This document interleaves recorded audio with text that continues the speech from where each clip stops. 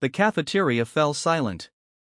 Trays clattered, jaws dropped, and eyes widened as Emily, the shy, anxious new girl who hadn't said more than 3 words all week, grabbed the loudest bully by the wrist, spun with surprising grace, and flipped him clean over her shoulder, slamming him to the ground. Gasps echoed across the room. For a full 10 seconds, no one could move. Even the teachers froze. But just a few days ago, Emily could barely look anyone in the eye. The quiet storm. Emily Morgan was the new girl in 11th grade at Hillside High, a quiet girl with oversized hoodies and her hair always tucked behind her ears.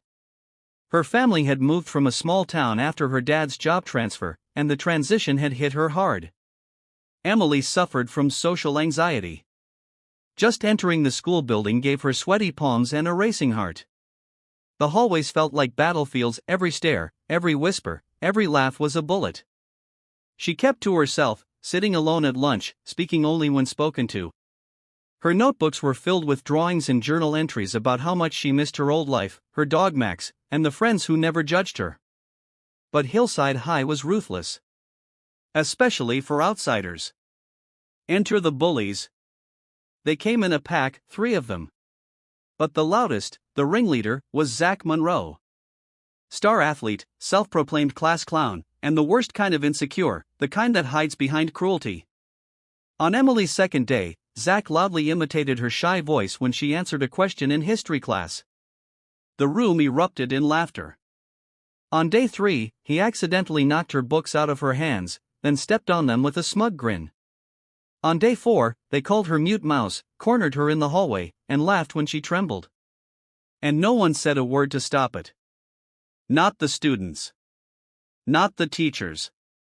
Not even Emily. But what no one knew was that Emily wasn't always this way. A hidden strength. 3 years ago, Emily's anxiety was worse. Her therapist had recommended something unconventional, martial arts, to help her with confidence, breathing, and focus. She started judo under Sensei Nakamura, and while she didn't talk much, she listened and learned fast.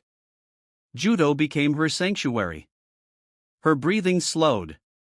Her body moved with fluid control. And slowly, she learned that fear didn't have to rule her.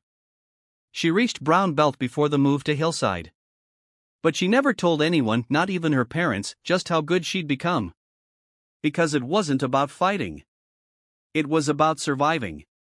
Breaking point. It was Friday. Emily sat in the back of the cafeteria, sketching quietly in her notebook when Zach and his gang approached again. "What are you drawing, mute mouse?"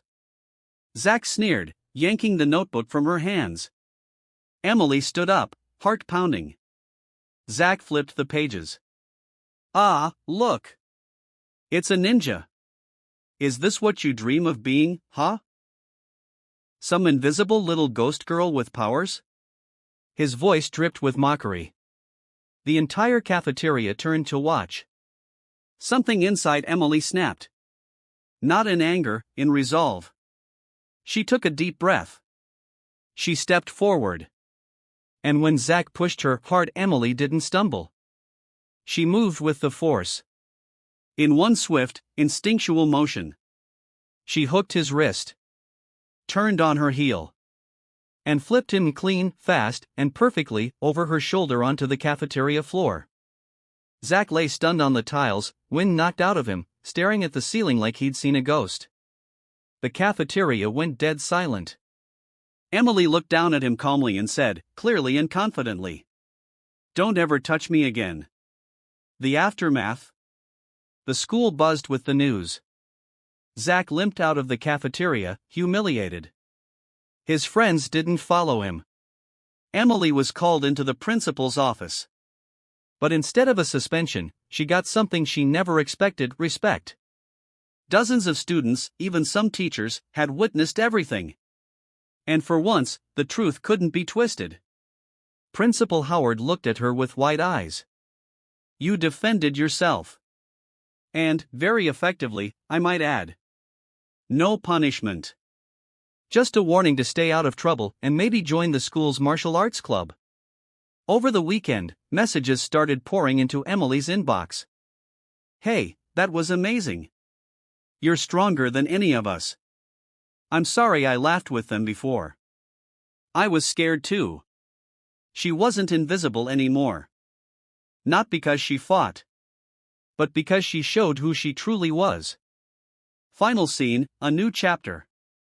Monday morning, Emily walked into Hillside High with her head held a little higher. Her hoodie was still oversized. Her anxiety didn't magically disappear. But her courage had found its voice. She passed Zach in the hallway. He looked down and said nothing.